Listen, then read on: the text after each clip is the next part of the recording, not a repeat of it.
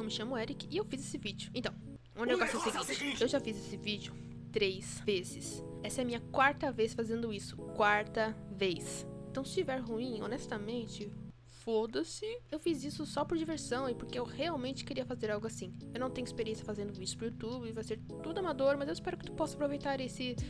sei lá quantos minutos ficou, que eu fiz todo cagado. É isso. Tamo junto.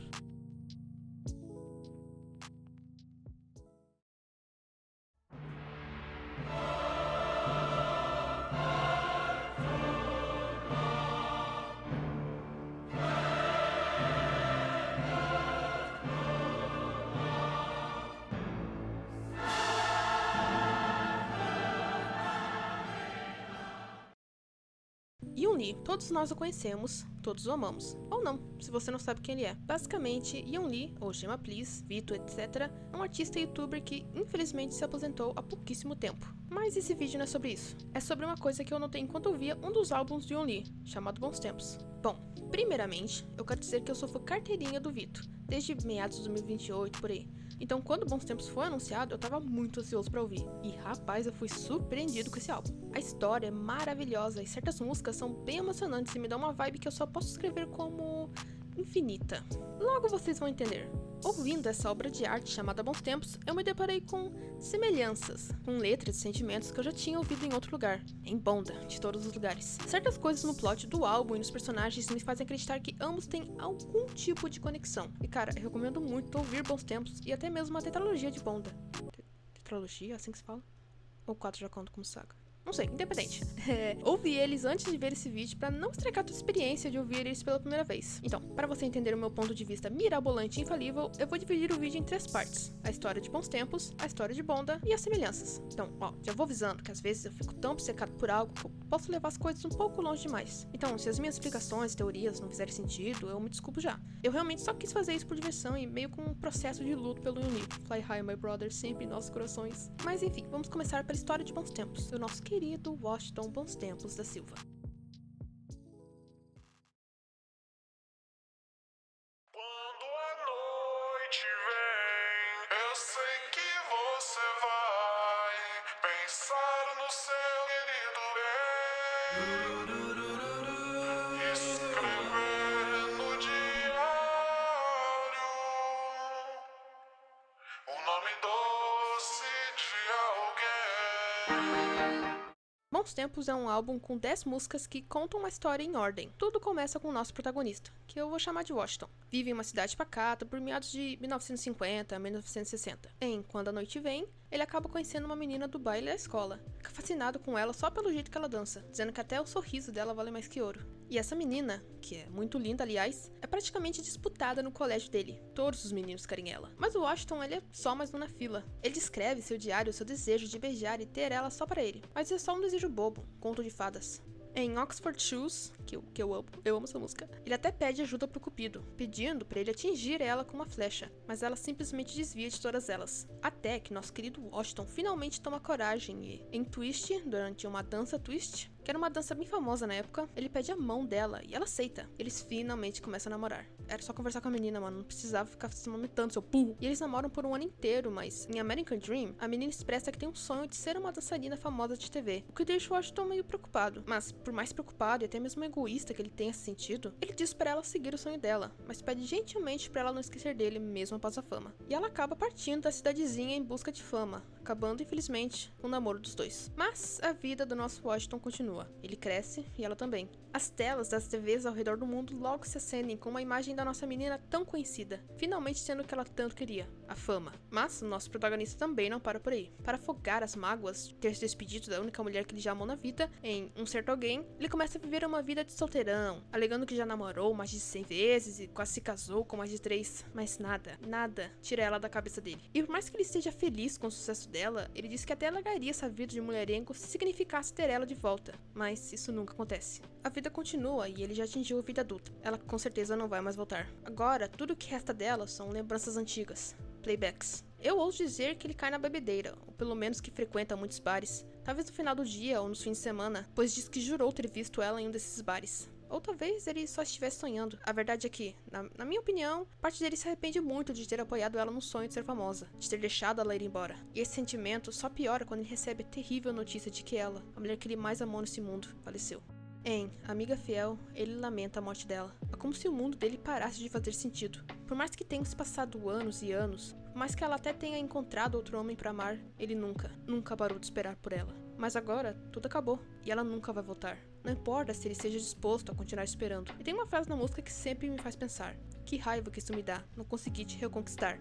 Na minha visão, ele meio que se culpa pela morte dela. Ele acha que, se ele tivesse sido bom bastante, ele teria reconquistado ela anos atrás, impedindo ela de ir embora, então nada disso teria acontecido. Mas agora já é tarde demais. Ele vai ter que aguentar a TV reprisando o que sobrou dela. Só um fantasma.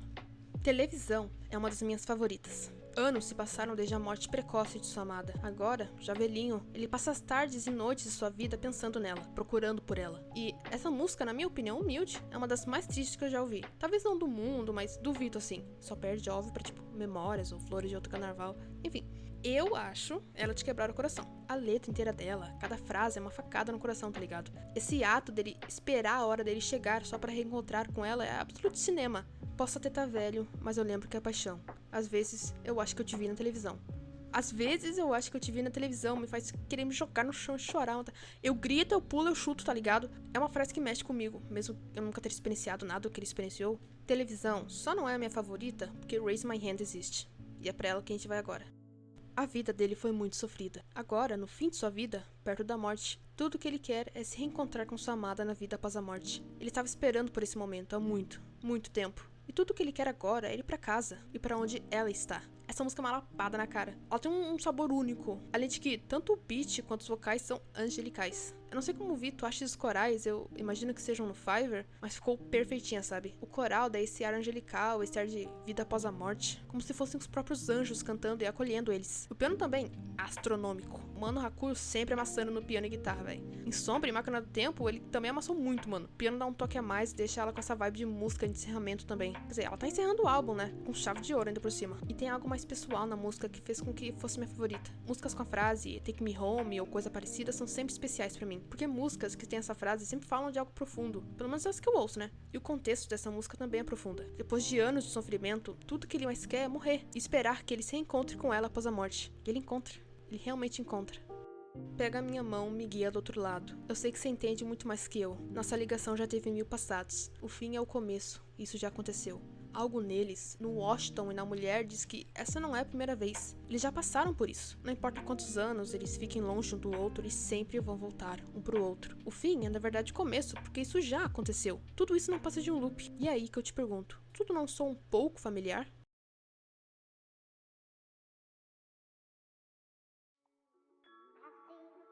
Fico feliz que acabou. E agora a gente tá junto.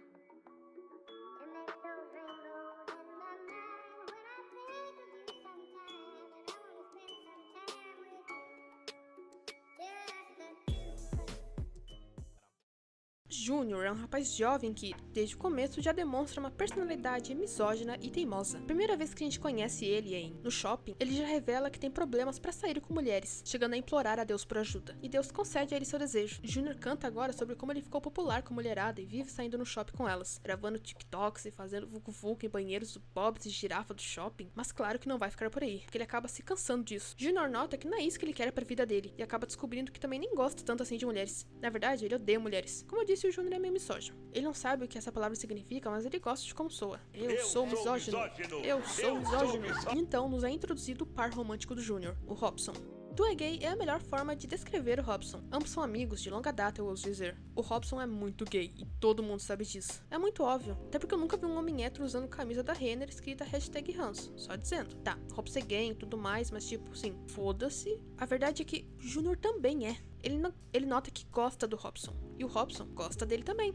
Porém, em Nós Dois contra o Mundo, o Junior revela que o Robson foi embora. Ambos estavam se conhecendo melhor, o Junior estava se conhecendo melhor. Eles tiveram seus momentos especiais entre os dois, se é que tu me entende, mas nunca escalou para algo mais sério. E quando o Robson pediu para que eles dessem mais um passo na relação, o Junior negou. Isso fez com que o Robson fosse embora. E ele quer o Robson de volta. A amizade que eles tinham era boa, era especial, mas o Junior não é gay. Era só uma chupadinha, nada demais. Ele ama o Robson, mas de forma bem hétero, é claro. Mas isso não é o suficiente. Então, totalmente perdido sem Robson, o Junior manda uma mensagem de áudio pra ele, finalmente assentando que ele é de fato sim um homossexual. Não importa o quanto ele tente reprimir esses sentimentos, ele não pode negar quem ele é. E é engraçado que, em uma música que era pra ser engraçada e, no geral, uma piada, descreve perfeitamente o que acontece com muitas pessoas queer na vida real. A homofobia internalizada existe, é real e aconteceu com o Junior. Ele não vai conseguir se esconder pra sempre. Ele não consegue mudar quem ele é. Ninguém consegue. O Junior não virou gay. Ele sempre foi gay. Ele só não sabia. E o Robson ajudou ele a ver isso. Mas ele estava em negação porque talvez ouvia que isso era errado, talvez ele mesmo visse isso como algo errado, como algo nojento. Mas ele não pode mudar. Ninguém vira gay, assim como ninguém vira hétero. As pessoas nascem assim e nada vai mudar, não importa o que as pessoas digam. Então, aceitando isso, ele manda uma mensagem de áudio para o Robson. Ele recebe uma de volta, mas não de quem ele esperava.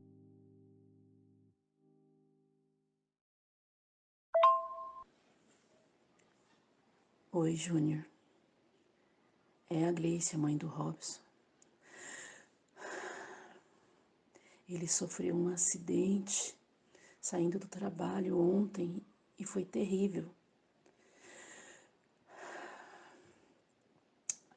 Ele não aguentou, Júnior. Depois eu falo contigo, tá bom?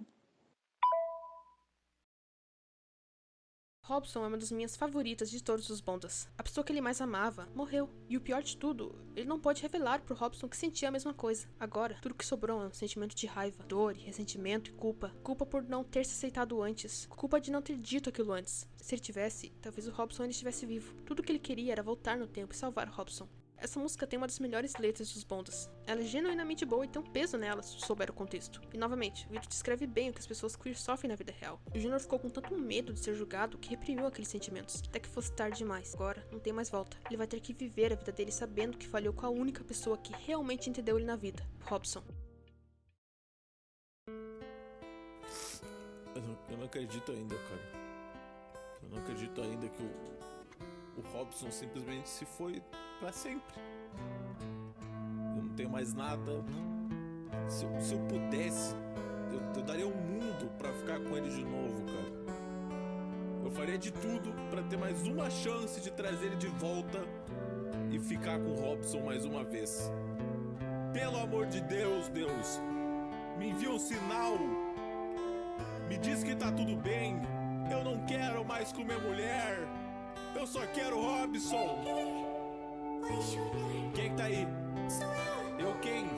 Michael Jackson. Como assim, porra? Junior, isso não importa agora. Você deve reencontrar Robson na escadaria amarela. Tu quer dizer que o Robson ainda tá vivo? Sim, porra. Tá, e como é que eu faço pra subir essa escadaria? Tá aí do teu lado, sua bicha. Ah, pode crer. Subindo ela, você vai encontrar um portal. E esse portal vai te levar por diversas dimensões. Tá O bom. Robson tá preso em alguma delas, man. Tá bom, eu acho que eu entendi. Como assim acha, seu burro do caralho? É que, perdão, né? Não é todo dia que tu tá chorando pelado no teu quarto de noite pela morte do cara que tu gostava que aparece o Michael Jackson do nada no teu telhado falando com uma voz aérea. Vai logo buscar o Robson. Tá bom, eu entendi. Eu vou subir a escada. Boa sorte, garoto. Obrigado, Michael Jackson. Robson, espero menos que esteja aí, cara. Tá, o portal tá aqui. Eu vou tocar.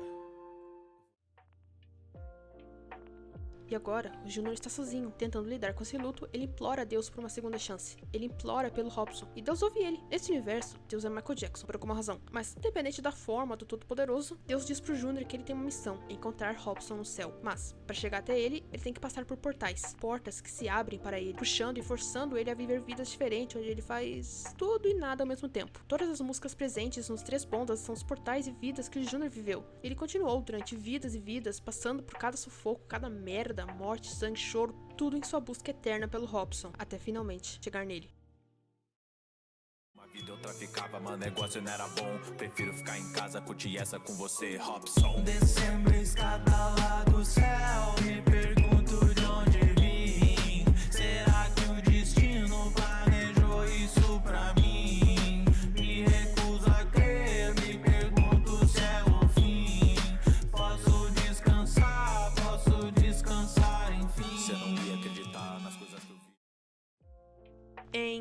viva os dois, eles se reencontram. E o Junior pode dizer o que ele segurou dentro do peito durante literal vidas. Ele literalmente viveu diferentes vidas pra chegar até o Robson. Se isso não é amor, ou então o amor está morto. E depois que eles se reencontram e voltam pra casa, eles vivem um tempo juntos, até que Michael Jackson volta no Bonda 4. Ele meio que sequestra o Robson porque o Junior aparentemente abriu muitos portais e deixou destruição para trás. O Junior é mandado novamente pelo limbo e é forçado a abrir portas novamente, terminar as coisas que ele começou, até novamente poder voltar pro Robson. É uma porra louca mesmo. A Última Porta é a última música do Bonda 4. Ela dá a mesma vibe que Raise My Hand. A música também encerra a história dos Bondas com chave de ouro. O cara viveu cerca de 69 vidas só pra poder viver com Robson. Não importa quantas vidas ele viveu, ele sempre se lembra do Robson. Eu tenho essa teoria, headcanon, de que toda vez que ele abre uma porta e começa a viver outra vida, ele se esquece do Robson de quem ele já foi. Mas sempre é algo que dá gatilho nele e o faz lembrar. Não importa quantos anos ele Não importa... Oh, merda. Não importa quantos anos ele passe vivendo em outro corpo, fazendo sabe-se lá o que na vida, ele sempre se lembra.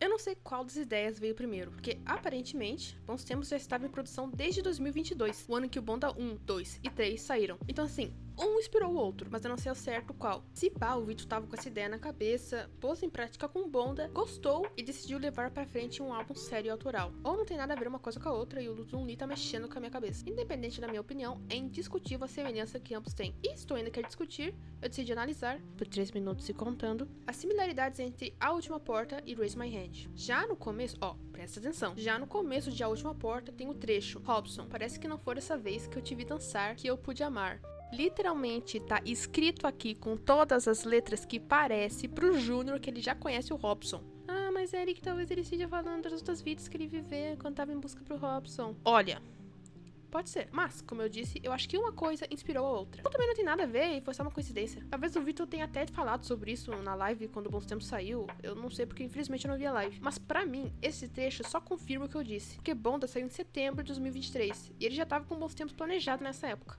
Ou minha fonte tá errada. Também tem esse trecho que eu achei meio que um paralelo pelo que o Washington Bons Tempos da Silva sentiu. Robson, te prometo, deixa a porta aberta porque uma noite dessas voltarei.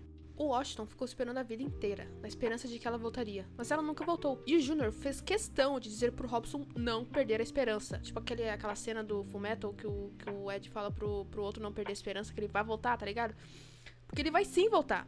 É quase como se, em um universo alternativo, eles, os Jobson, não puderam viver o que eles estão vivendo agora, de certo modo. Como se, em um universo alternativo, um deles teve que viver achando que eles nunca se encontrariam. Porque o Junior, por mais que tenha sofrido, foi dado uma segunda chance. Ele sabia que tinha uma chance dele e do Robson se juntarem. Ele literalmente lutou para que eles se reencontrassem. Agora, em Bons Tempos, por outro lado, ele não sabia se iria reencontrar a amada na vida após a morte. Ele sofreu durante os últimos anos dele, com essa dúvida do que esperava ele do outro lado. E não foram poucos anos que ele passou sofrendo não, viu? Então assim, eu encerro meu caso.